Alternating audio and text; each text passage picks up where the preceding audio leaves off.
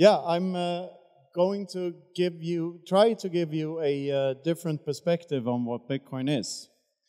And I have some slides here, but I hate slides because I can't do two things at a time. But I'll see what they can do for me and if it can clear things up a bit.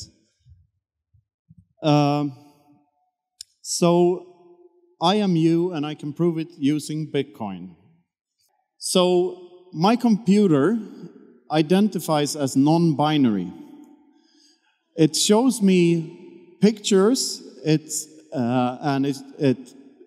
can provide sounds and computer games and all sorts of stuff that don't seem binary to me. But under the hood, a computer is very, very binary. There is no non-binary in the digital realm. So what does this mean? What is a computer?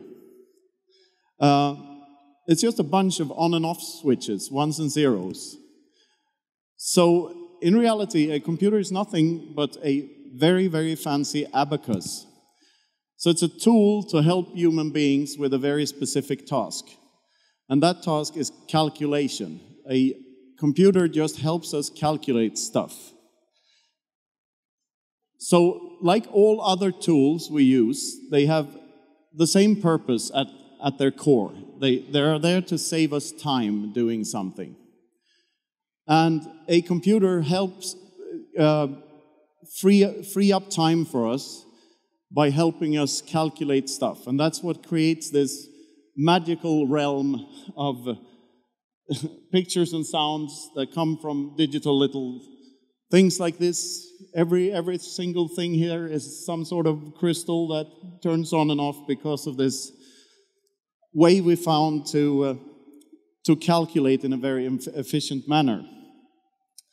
And in the digital realm, everyone can make perfect copies of absolutely everything. So you can copy anything there is on a computer an infinite amount of time with no cost whatsoever to it.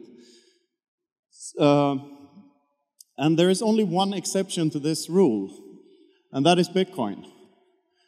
And this is because Bitcoin is not at its core a technology or a digital thing. It's just an agreement on a fixed set of rules between us. And when we agree on these upon these rules, the rule set is designed in such a way so that it becomes costlier to try to cheat the system than to play by the rules.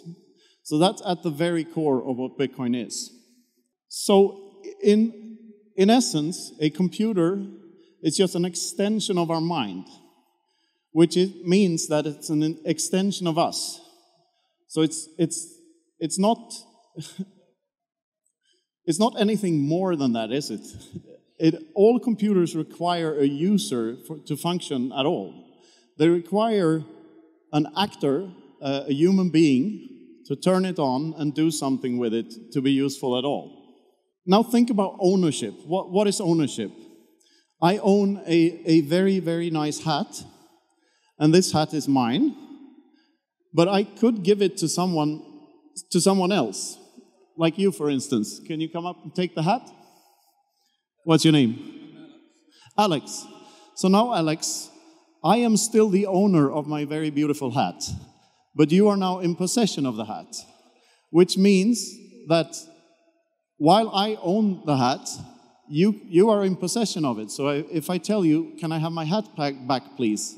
You have two options. You can give the hat back, or you can say, F you, Knut, I'm not giving the hat back. The hat is too nice. And if you have guns and tanks and stuff, oh, thank you. That was very kind of you. It can be very hard for me to get my hat back. So there's a difference between ownership and possession in that way. So there's a distinction there. But I think Bitcoin is an even deeper layer than possession, because you don't really own a Bitcoin. You can't really own a Bitcoin, and you can't even really possess a Bitcoin because it's not a physical thing. All that owning a Bitcoin means is keeping a secret. So look at it this way. If you memorize your seed phrase, so the seed phrase is in your head, and you destroy every other location that that seed phrase exists in, or that private key exists in, then the bitcoins are literally in your head, which means they are a part of you. But think about that for a while, because even if your seed phrase exists on a piece of paper, or your private key is on an open dime or whatever, if you're the only one who knows the location of that device or that piece of paper or that, steel thing that you hammered your seed phrase into, and no other person knows where it is or what to do with it, then you are those bitcoins too. Like, not your keys, not your coins, imply that anyone who knows a private key is those bitcoins. There's no distinction between the human being and the bitcoin. In essence, what that means is that we are not only connected to the network is us. It lives within us. So think about it a bit further. Like, what is running a node? Is the Raspberry Pi running Umbrel the node? Or is it the guy deciding to buy a Raspberry Pi, install Umbrel, and run the node? Is, running Bitcoin Core on a crappy old laptop, is that a node? Or is it the guy that decides to do that? And if we see computers for what they really are, a fancy abacus to help us calculate, then running code on a computer, it's just an extension of your mind. It is you. You have a very good tool for helping expand your mind in this way so that you can do the calculations and the validations a lot more efficiently. But the essence of this is that every participant of the Bitcoin network, if you own a hangar full of ASICs that run every day, the owner of those ASICs who plugged in the power cord and pressed on one of the machines, and then all the other machines as well, that is the miner. The ASIC is merely a fancy abacus. You see where I'm getting at? So, when we all participate in this fixed set of rules that cannot be changed very easily unless everyone agrees that the change is a good change, we can organize ourselves and our interactions between one another to create this system of rules without rulers and a fixed supply of money that we can measure everything else against. What that means is that we now have a way to interact with one another that no third party can do anything about. So we've emancipated ourselves from violent interventionism, basically. And everyone in this room wants Bitcoin to succeed. Is there anyone who does not want Bitcoin to succeed in this room? No hands. So we all have the same incentive. We're incentivized to help Bitcoin become a bigger thing, because then number goes up and we're all happier because we can buy more stuff. But at the same time, we don't necessarily want to buy more stuff. And why is that? Because Bitcoin, we know that the Bitcoin can go up in value forever. The purchasing power literally has no roof. It's trending towards everything divided by 21 million for some odd reason. And that makes us prioritize quality over quantity. And it gives us a lower time preference.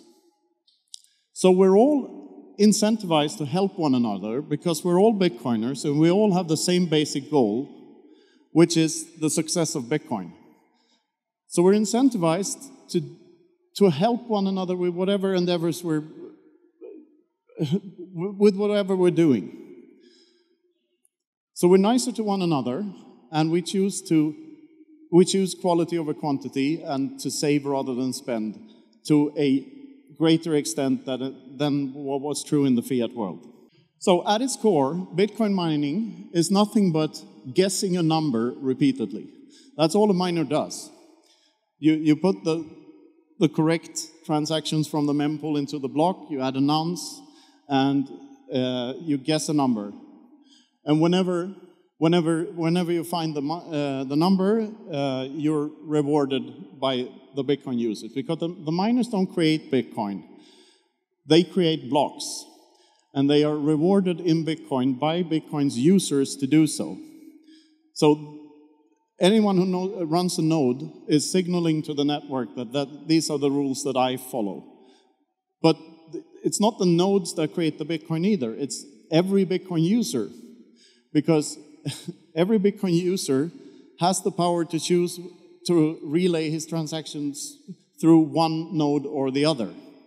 And even bigger than that, even no-coiners are Bitcoin.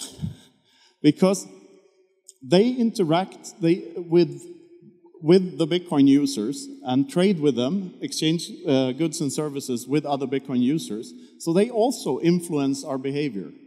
So this whole thing is rigged to just make each and every one of us a better person.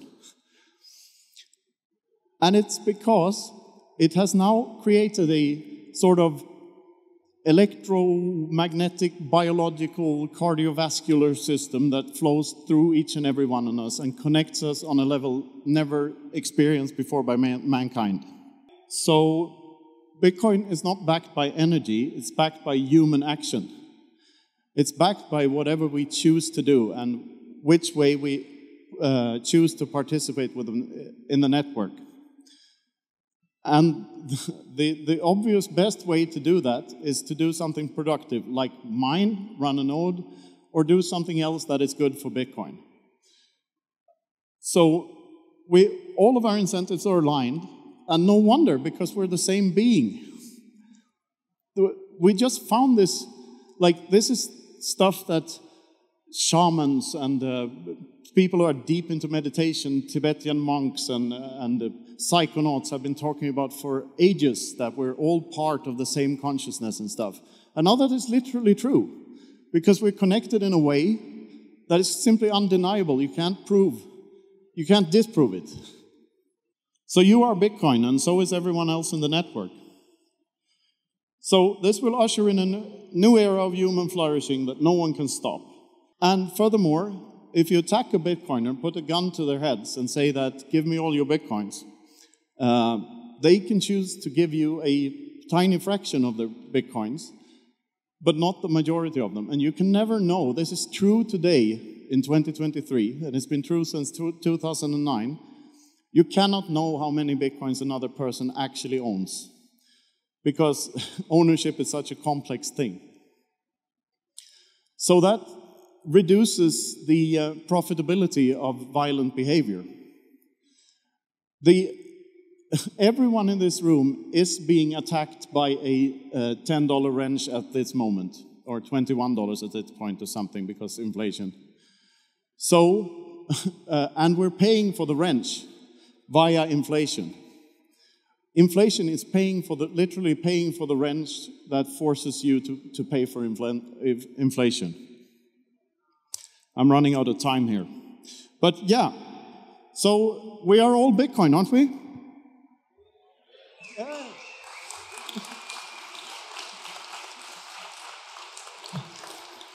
So thank you for listening. You can find my books at bitcoinbook.shop, and I also have a podcast called The Freedom Footprint Show. So thank you very much for listening.